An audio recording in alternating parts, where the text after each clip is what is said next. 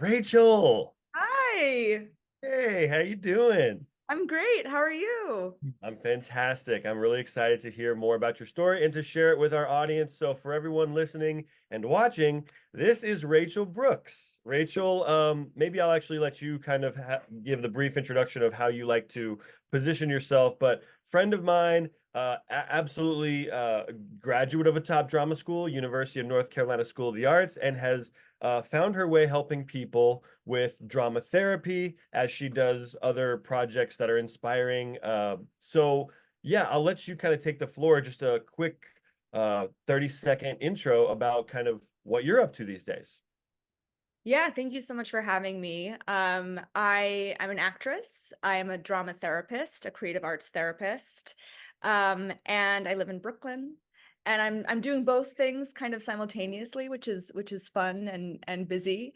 But as we'll talk about, I think there's a lot of crossover between being an actor and mental health. And that has always really interested me. And hopefully I can continue to sort of work in that space. Yes, yes, you definitely will. I know because of kind of how you speak about it, and you're really smart in terms of helping, certain people and positioning yourself. So, and we're here to help as well. But today, everyone's listening to talk about because look, our audience wants to get into drama school. I get That's it. we both get it, Yeah, right? same. Uh, Yeah. so Rachel's been there. So let's just start with the story. Give us some context. When Yeah. did you even think I'm going to go to school for drama? Was someone telling you you should, or did you have this idea and had to fight against a bunch of people who are unsupportive? Like, what was the context of you and like how old were you? Where were you living? Just give us a quick background on that. Yeah, so I am from South Florida, Fort Lauderdale area, and I went to a very academically focused, intense private school where everybody was applying to Ivy League colleges and wanted to be doctors and lawyers and save the world. And I loved theater at a very young age. I loved acting in my room, like, dancing to Broadway cast albums, and I got involved in theater at a very young age in like fifth grade and did it all throughout middle school and high school and did speech and debate as you know and as we've talked about. And I think I just knew in my heart that I loved performing and I loved acting and I loved what it brought to me, which was like a sense of community and a freedom and a way to express myself. And I knew I wanted to go to a conservatory. I had a lot of mentors, like drama teachers and friends that had gone to Juilliard and Carnegie Mellon, and just sort of inspired by their path.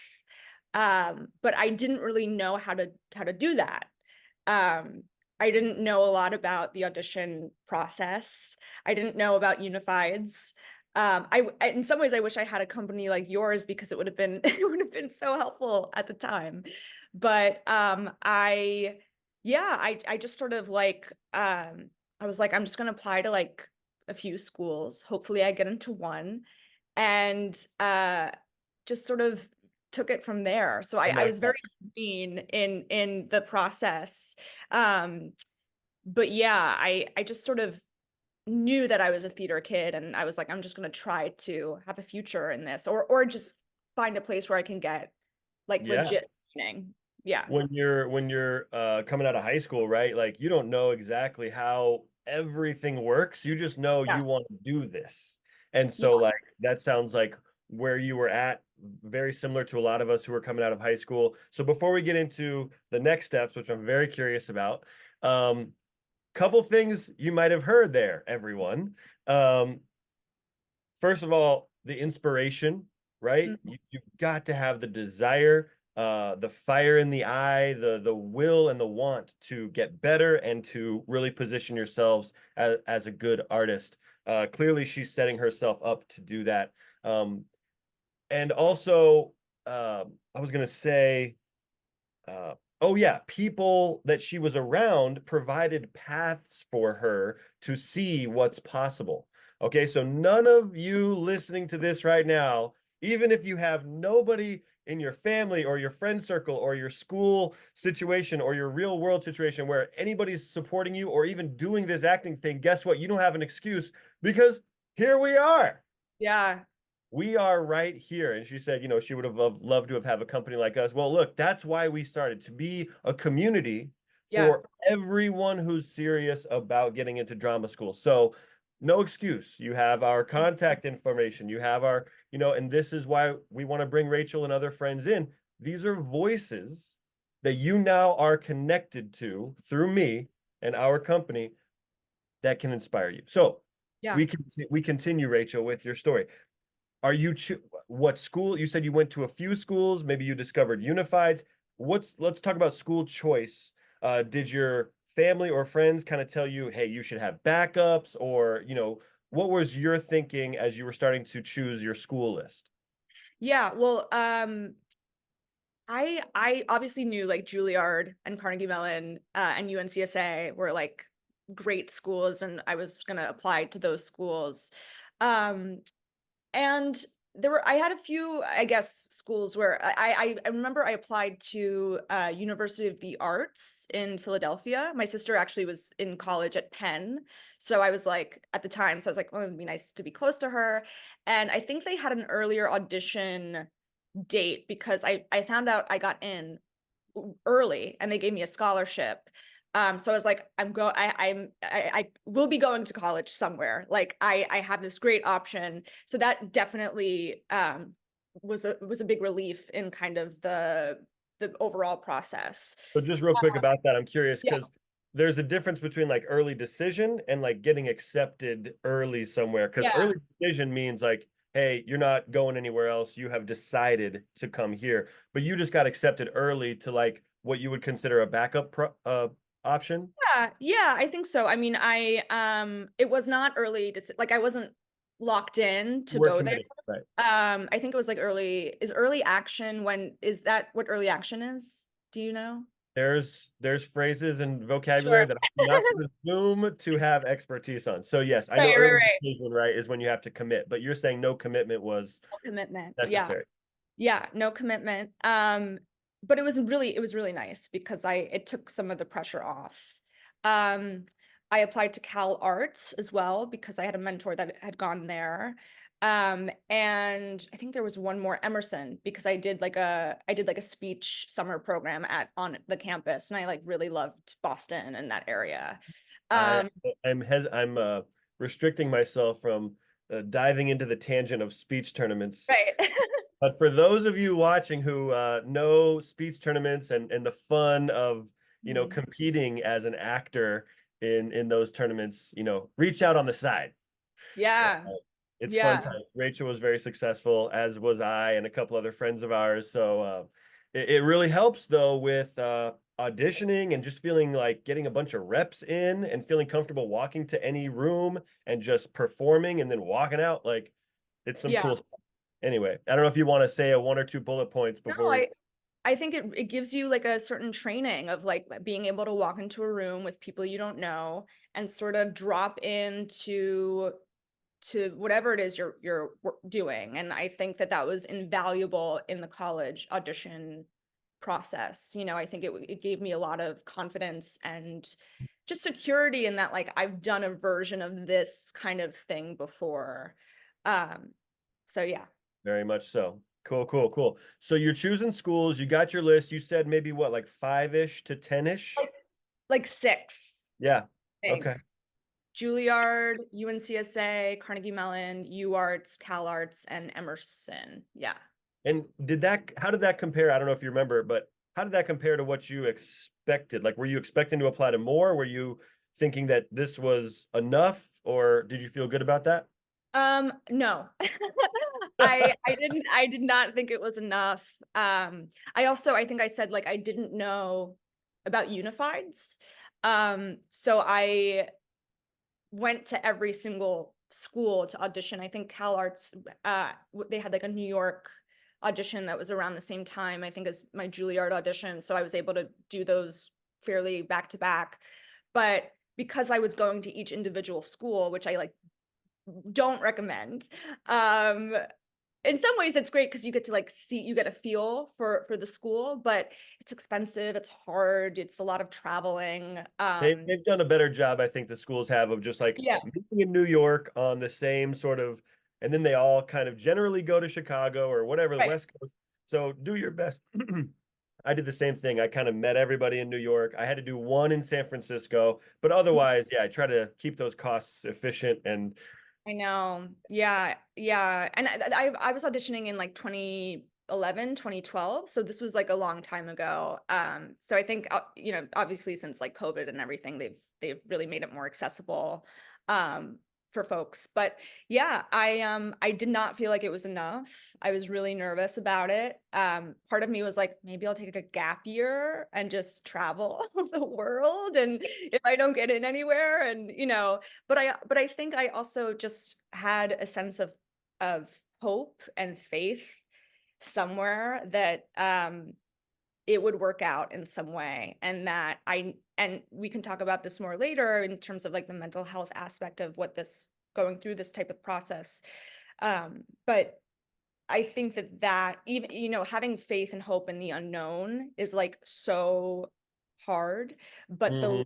love of being an actor and the need and the want to go to a place where you're going to get that training um should be enough, or can it be enough? And I think that's a question that's like really great to ask yourself. And so I just tried to come back to that like trust and faith that like it'll figure itself out. Yeah, it's a huge component.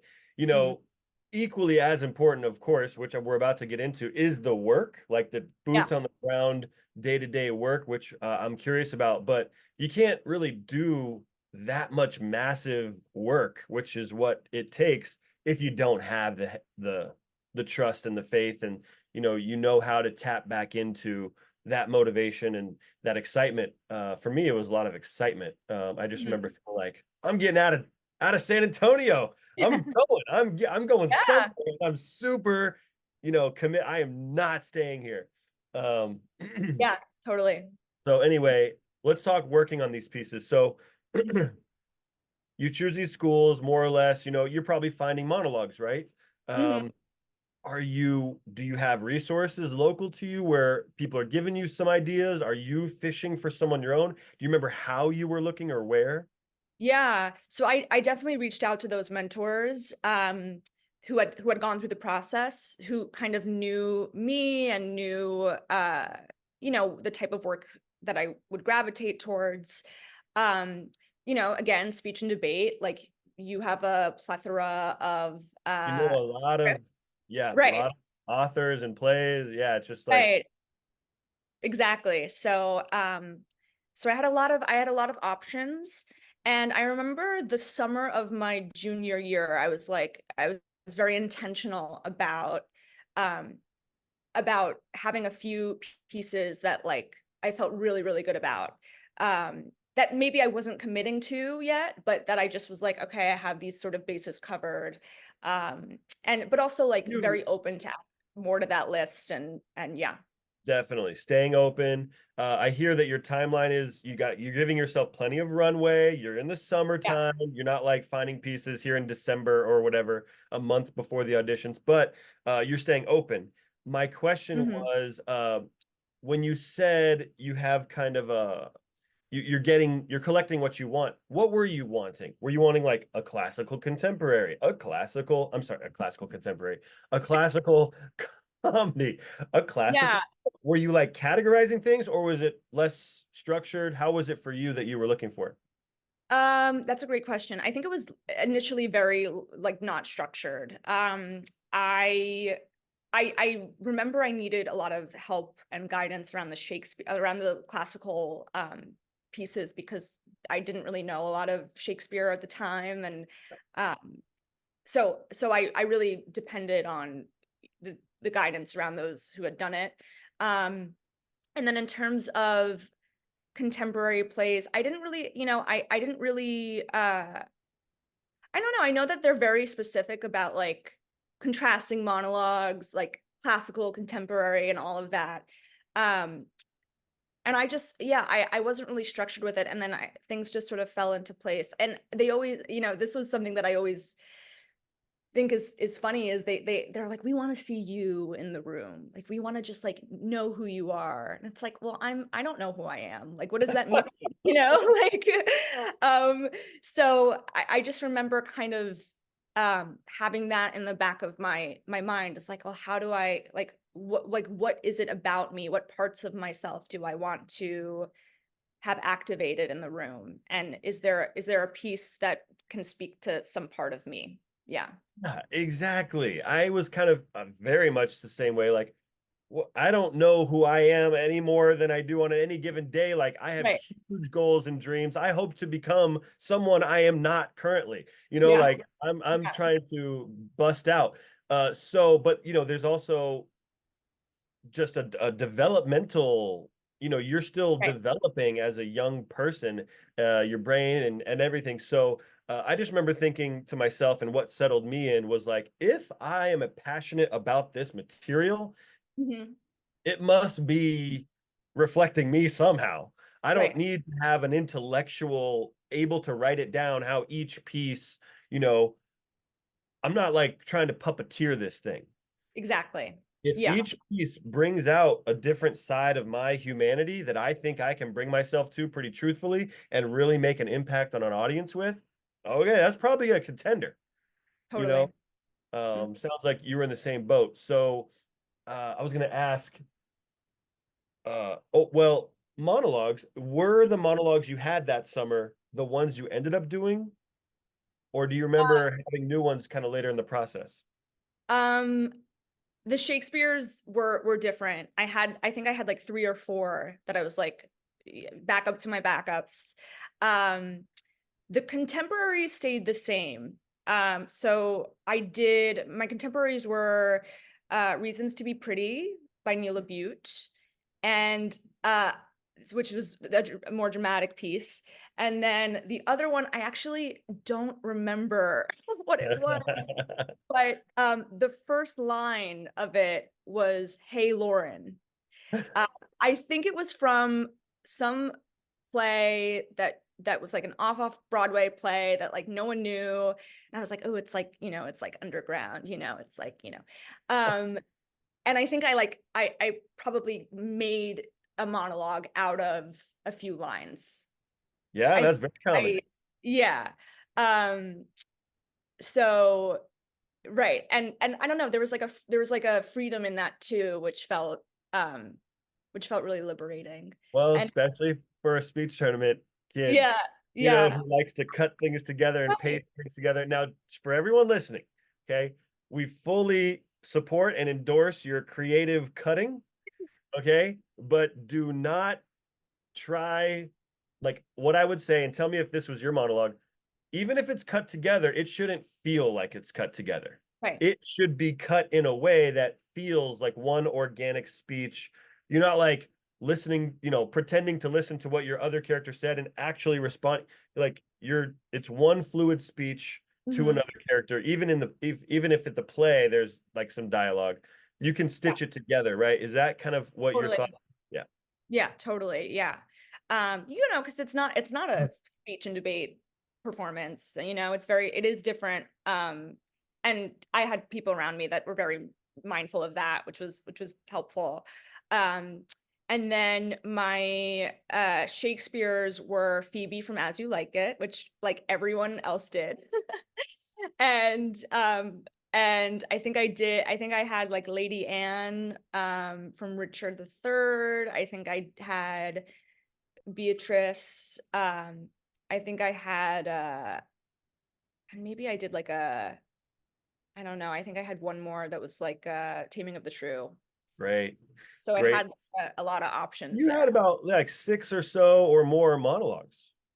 Yeah, I just, I didn't want to, if they're like, what else do you have? I didn't want to not have anything.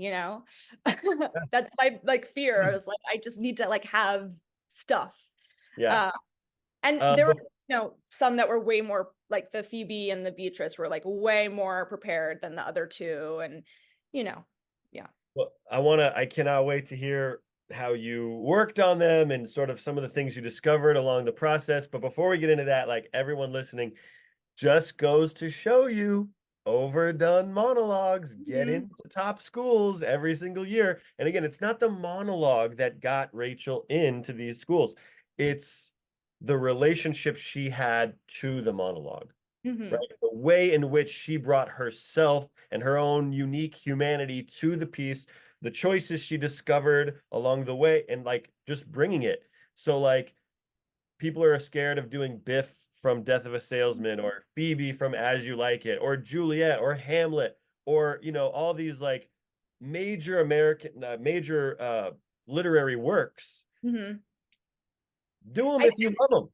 And there were like 3 other girls in my class that did Phoebe also because at UNCSA, I don't know if they still do, I'm sure they still do this, but, um, the like orientation week, the freshman class, everyone does their monologues for the whole drama school, and like 3 of us did Phoebe, and we all were like, like, and totally different approaches, like totally different, interpretations of the text. Yeah, yeah, So you yeah. got to trust yourself. You're unique. So if you're bringing yourself to it and you're working with someone who can help bring you out and Mhm, have fun with it in a way that only you can, well, it's going to be you. It's going to be unique. mhm. So trust that. And I was going to say one other thing. Shakespeare is obviously going to be more done than like a lot of contemporary material because there's so much more Right. contemporary material. Shakespeare is so limited. So again, with Shakespeare especially, do not worry about the overdone thing. Mhm. Um, okay, cool. So working on the monologue sounds like you came from a uh, place that had a pretty good work ethic already. Like Mhm. kind of already had, I guess, standards, and you were you knew how to work. So talk to us about your process a little bit. Yeah, I mean, I think it's so personal, right? It's such a yeah, I feel like I I don't know. I feel like there's such a balance that you have to strike, because it's like you wanna know what you're doing. You wanna have everything sort of mapped out. You wanna have it in your body. But you also wanna have a sense of spontaneity and freedom and discovery. So it's like how do you figure out what that balance is? So I remember you know, I would have work sessions with people that friends and mentors, and I would call like random people who had like nothing to do with acting, like my mom's friend, and I'd be like, "Can I like do my monologues for you?" Like just, she's like just to get it in my body and have an experience doing it. Um and I think I would just like run it maybe like once a week, once I felt like I had a good sense of it.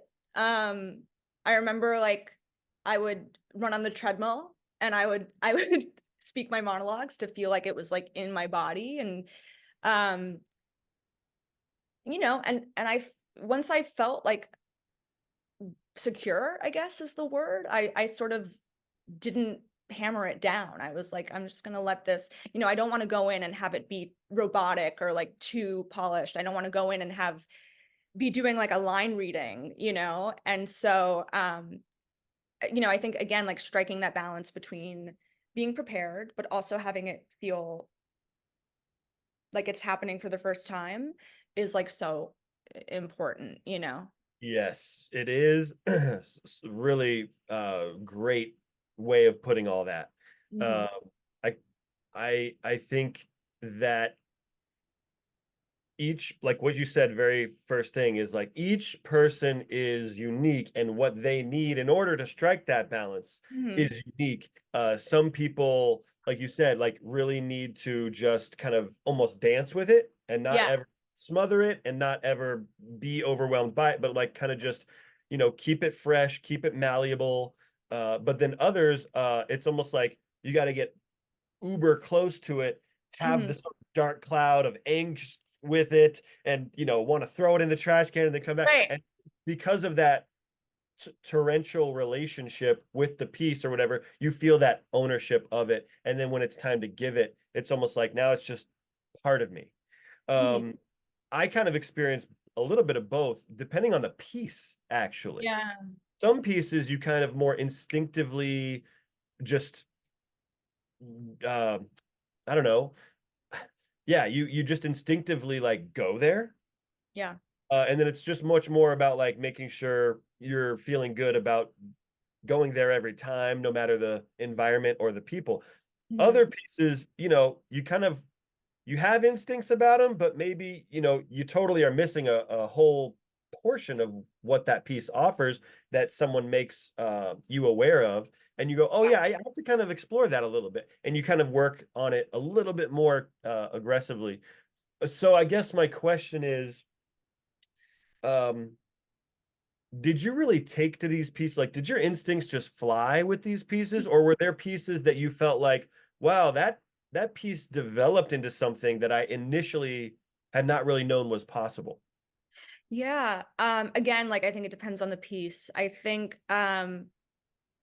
the Shakespeare's were pretty consistent, and because also like you're following the, the rhythm of the text, and especially like Phoebe, like, it's so that Think Not I Love Him is like so back and forth in all of the Yeah, changes, the comedy. So like that felt very like locked in, but also I was very like open to discovering, a new thing if it came to me. And then the contemporary monologues I felt like were so much more accessible to me because it's like, it's like how I talk. Um and so I felt way more free in that. I felt like I could sort of really play with the text, the Neil Butte, and also like the other monologue that I like pieced together. Like it felt like from me, because of mhm. that. So And important. I remember like I remember like I did this in my UNCSA audition, and they laughed, and I was like, oh my God. The first time I ever did the monologue, I normally would just be like, hey Lauren, and in my UNCSA audition, I went, hey Lauren, and they laughed, and I was like, and that was a very like organic thing that I just felt that energy in the room that I could like make a choice that was silly, and we can get more into why. Yes, yes. But yeah, I think in the contemporary pieces, because I kind of felt like they were more I related more to them, um I was more free with them. Each piece deserves its due. And Mhm. like you as the actor are trying to bring truth and to that piece. You're trying to justify the what the playwright's intentions were, and you're trying to, you know, all the dynamic, complex parts of what you're seeing in this piece. You want to bring life to that. And Mhm. like I love that you said you were on the treadmill sometimes, or Yeah. you showed it to people, because sometimes just we're too intellectual about it, or we want to Yeah. project our idea of what we think it sounds like or looks like. And really it's much more about like getting it, like you said, having it come from you. And when you're on the treadmill too, it's like your breath is different. Your endorphins are activated. Like there's a different somatic response, and then that will, affect the words and the text and everything underneath that. So Experience, yeah, yeah. of doing it. Was really great. So it seems like you were an expert at just making sure these pieces were fresh.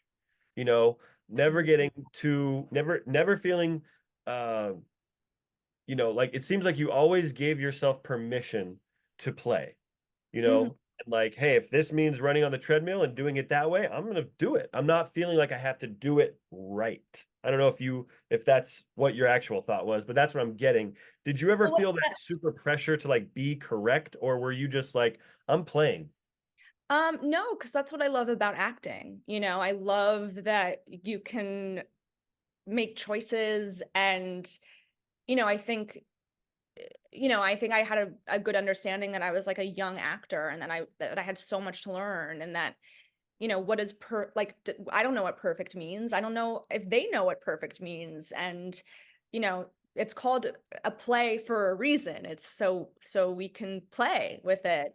It's not that deep. Yes, I want to get into college. Yes, I want to be an actor. Yes, I take it very seriously, but I also there's a freedom I have in this work, and that's why I love it. And hopefully, and I'm sure that, they should be able to recognize that. And if they don't, then maybe it's not the right fit anyway, Yeah. Amazing. Yes, absolutely. Okay, so you briefly talked about what you did in the UNCSA audition. I want to talk about in what happened in the room. So, you know, we don't know, everybody's unique in how they deal with nerves or how they show up in like peak performance modes or whatever. What was your body doing? Are you scared? Are you sweating? Are you doing warm-ups before these auditions? Did you have a routine? What was your approach and how do you handle that sort of game day hmm situation? Yeah.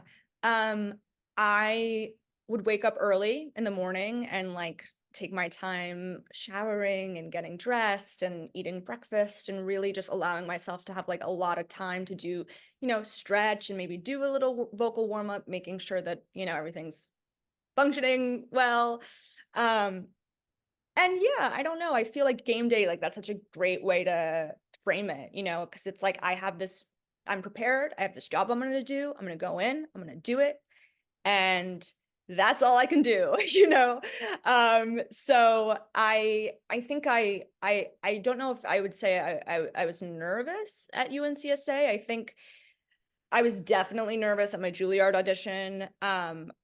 I also think that I was very mindful around like the energy of the space. And, I remember going to Juilliard, like at Lincoln Center, and it was so big and it felt like a little overwhelming to me. I was like, this is amazing, but I don't know if like I'm ready for this. Like, I don't know if I'm ready for New York. I don't know like if I feel like this is like right. And it wasn't.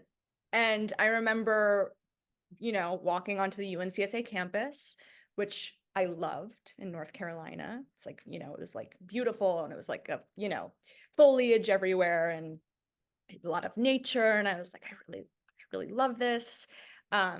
They did like an info session before the audition, which is, yeah, everyone does that.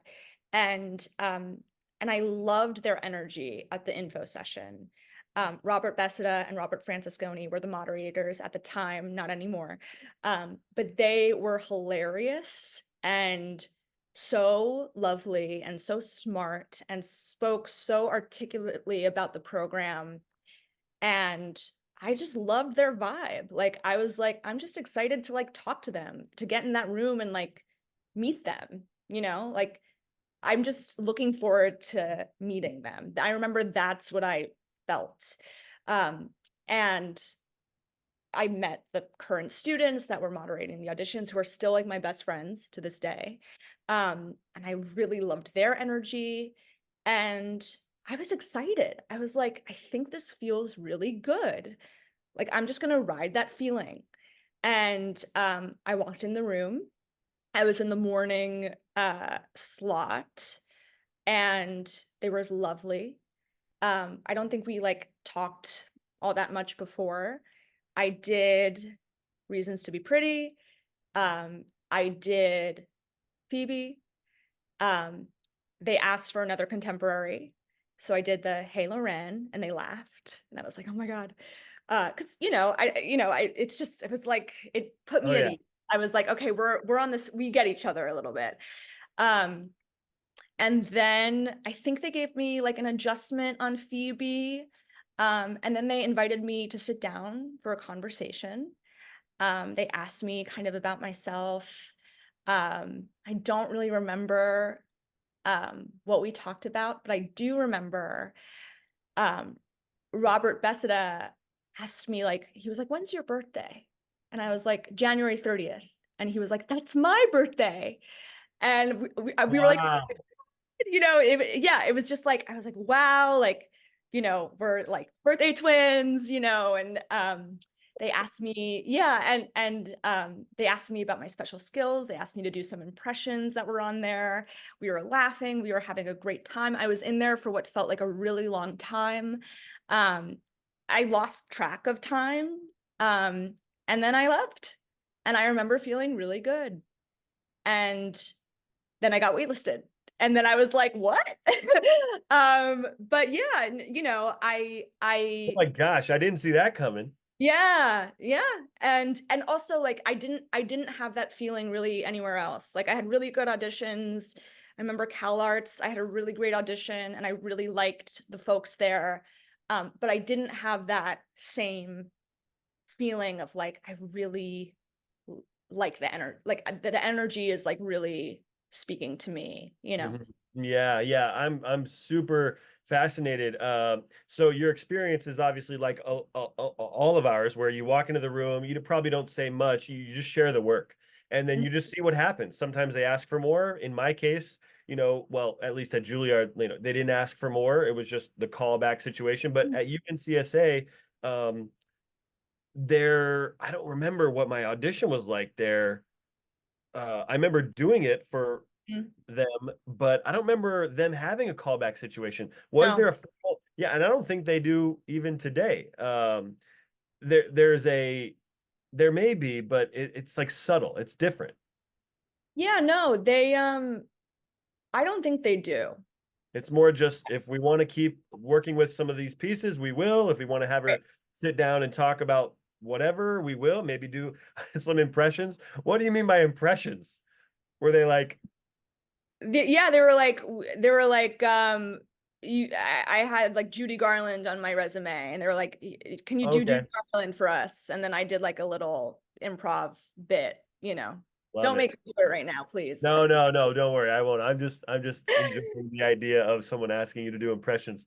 Yeah. Uh, they're really creative. I think UNCSA is the top school. It was definitely my top, like Juilliard and UNCSA were like 1A, 1B. And even Mhm. nowadays, UNCSA has the best showcase for Mm, their students. Plug UNCSA.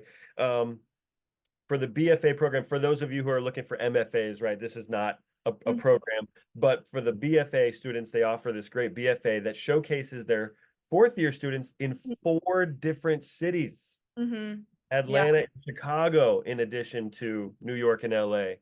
No other BFA program does that, which is really special. I think it's really awesome. They also have Bob Krakauer, who's like a really premier film coach in New York, come down for Yeah. like a major part of the fourth year. That's invaluable. And yeah, I think they just have such an inspiring culture over there. Yeah. Yeah, same. I love it over there. Yeah. Okay, so waitlisted. I When did know. you find that out? What was your feeling? And then what happened after that? Yeah, so I got into UArts. I'd gotten into CalArts. I did not get into Juilliard. I did not get into Carnegie Mellon, and I did not get into Emerson. Um, so I was like, okay, like I'm going to college, like that's fine. I remember I was waiting on UNCSA for what felt like a really long time. Also, I think at that point I was like, I really want to go there. Like I just was coming back to that feeling in the audition room. Um, and I got a letter in the mail that was like, you know, you're waitlisted. um, and I remember being like, okay, like this is not a no. Because I think in the letter it was like, there's a spot for you if it opens up. So the way that they framed it was like you're in pending, you know, other factors. So I was like, okay, this is I'm still hanging on. Um, and I had a great college counselor at my high school who um did not know anything about the conservatory process. But she was really helpful around like if you're deferred, if you're waitlisted, like what does that process look like in terms of staying connected and not doing too much and maintaining contact in a relationship that if you're still, you know, interested in going to that school. So she was really helpful in navigating that. I remember at the end of the waitlist letter, I think they said like, please let us know if you want to be on the waitlist. Like, let us know if you want to be taken off the waitlist. So I called the admissions person and I was like, keep me on the waitlist. I'm very interested in staying on the waitlist. And he was like, okay. And I I just remember like trying to find opportunities to reach out to UNCSA to be like, hey, I'm still here, and I'd won a scholarship, something called the Carbonell Awards, which is like a South Florida like theater. It's like the Tonys for South Florida, and they had like a student scholarship that they gave out each year to like a young actor who would be going to a conservatory. And Randy, my college counselor, was like, you should apply for this just so you can tell UNCSA, like, just give them an update about something. So I was like, okay. So I applied for it. I got it. And that gave me a reason to call them to be like, hey, just letting you know, like, I got this scholarship and I'm going to the Carbonell Awards. And so funny, but one of my teachers from UNCSA won a Carbonell that year. We were there at the Ah, same time. Anyway, that's um, exciting. I know it's like a full, it's so funny. But anyway, I was very open with them. May 1st was approaching. My parents were like, you have to figure out where you're going to college. I don't know what I'm doing. Um, and I remember Randy, my college counselor, was like, you should just call them and make it very clear to them that you want to go there, and that you have to make a decision, and hopefully, and you'd be honored to go there. And if there's a spot, like, please, consider you. So I did that. I had a lovely call with Robert Bessida. I was like, look, I want to be completely honest with you. I loved my experience auditioning with you. I loved getting to talk with you, and hopefully we can celebrate our birthdays together. And I just love your program, and I would be honored to be a part of it if there's a spot available. Please let me know, like, as soon as possible.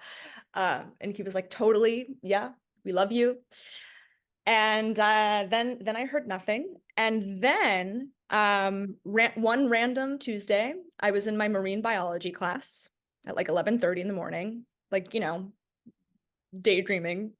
And I feel my phone vibrate, and I'm like, huh. And I see there's like a 336 number, and I'm like, 336, like, what is that? I let it go to voicemail. And then on the voicemail, it says like North Carolina on it or whatever. So I'm like, oh my God. So I like run to the bathroom.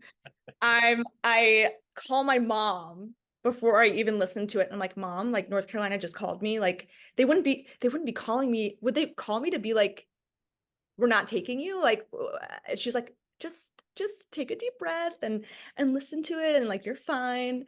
And Robert Besta left me this like hilarious voicemail where he like buried the lead, and he was like, hi, this is Robert Besta. It's a beautiful day in North Carolina. The birds are chirping, like, how are you? I'm just calling because going on and on and on. And then he was like, by the way, we'd love to offer you a slot in the class Oh, of 2016.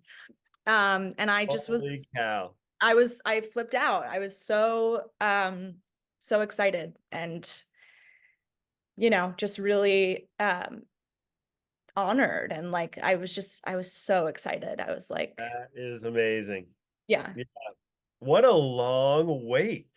yeah, You yeah. did you did an excellent job of like, taking advice from your guidance counselor and your support system and be like, stay in it, right? Because some people Yeah. might just be like totally deflated and be like, oh, I'm not gonna call them. They would reach out if they wanted to.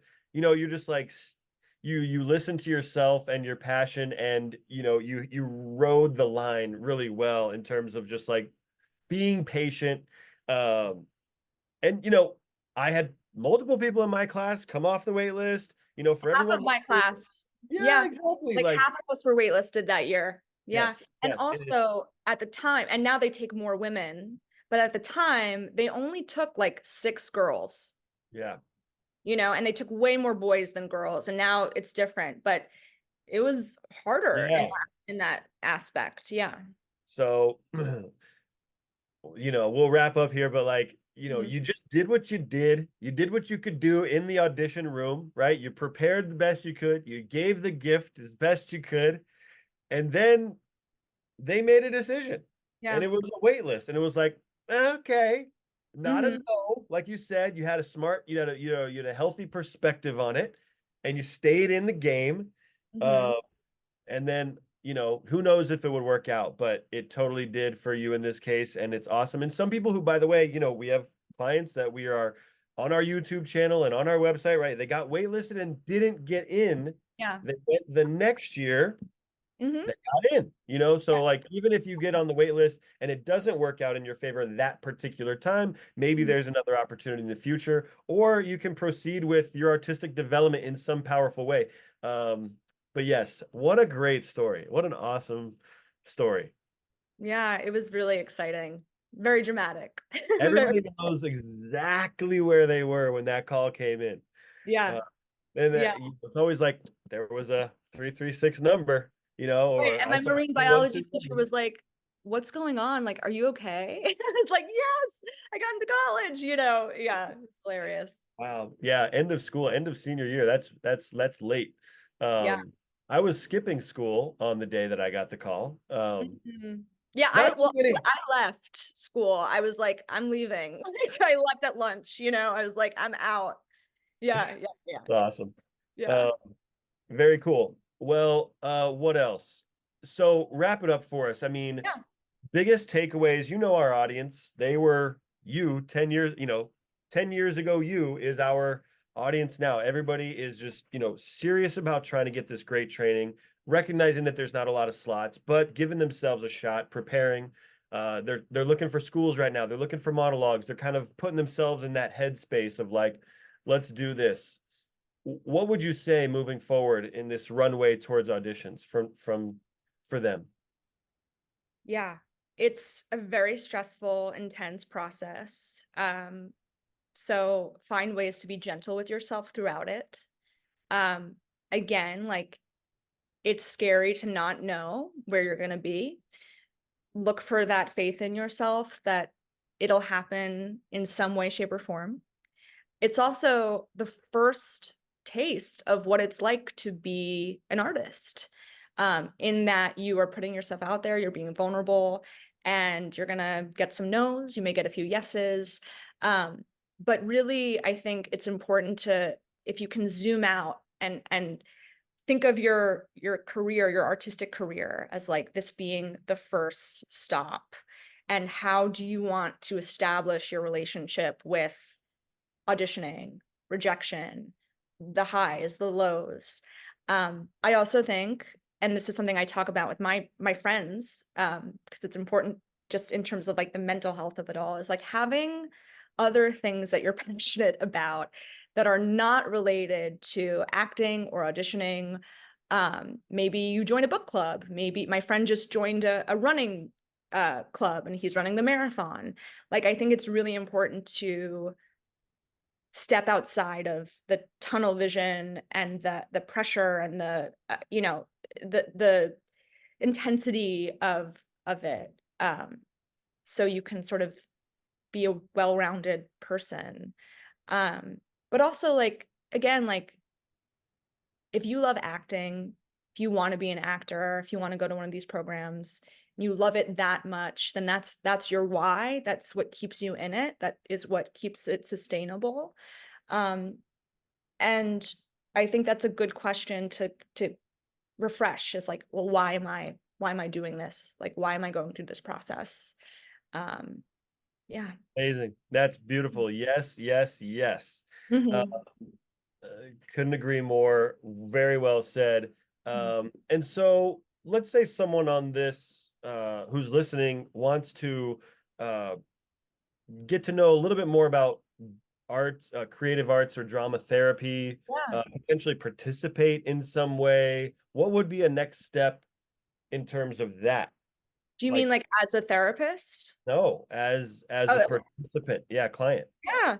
Um, What there would there are that look multiple. like? Like, why would I, what would qualify me as someone who would participate in that? And like, what would be some of the benefits and how does it look and maybe next steps? Yeah, thank you. Art therapy, drama therapy, creative arts therapy serves a variety of populations. So you could be a kid, you could be an adult, you could be an actor, you could be an older person, a vet. It has benefits for all. Um, each state is different. So I would say like ZocDoc is a really great reference, Psychology Today. I would just type in like art therapists, creative arts therapists near me. If you want, you can put in your insurance, see who takes insurance. Um, and I think for actors and creators especially, like we're already so comfortable in expressing ourselves creatively. It helps us get out of our minds and into our bodies, and there's a catharsis and freedom that comes with that.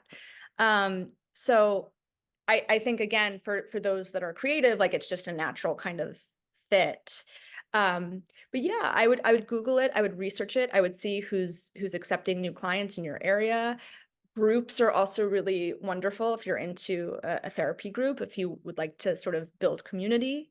Um, but yeah, I mean, it really just the tools are rooted in psychotherapy. The techniques are creative, theatrically based. So it's really where mental health and acting intersect, which Mhm. I think we all, in some way, shape, or form, have experienced um, in the craft. So Yeah, just a different kind of framing of like, how can this be useful to you as a person going through something or wanting something, or whatever the given circumstances are for you as an individual, like how can the art service you versus how are you servicing the art, if that that's a makes. really brilliant way of putting it. Yeah, Yeah, absolutely. Um, Great, really cool. It's just, yeah, it's like a modality as opposed to just the sit and talk uh thing, right? Like, let's yeah, work through some of what you want to work through in a different way that's more theatrical, expressive, right? I totally think that that could be an interesting um, option. mhm, So really cool. And mental health and the arts are coming together very strongly, I think, in a really powerful way over, the next 5 to 10 years. You'll see it a lot more in professional sets and in rehearsal rooms and in just institutions, definitely educational institutions and like regional theaters and all these things where mhm. um, you know, so anyway, I think it's an evolving and very interesting, fun conversation that you're at the forefront of. So I'm really happy to have you here and Thank really you. happy that you shared your story of how you got into drama school. Thank you so much, Rachel Brooks. Thank you. Thank you for having me. Yes. All right. We will talk to you soon.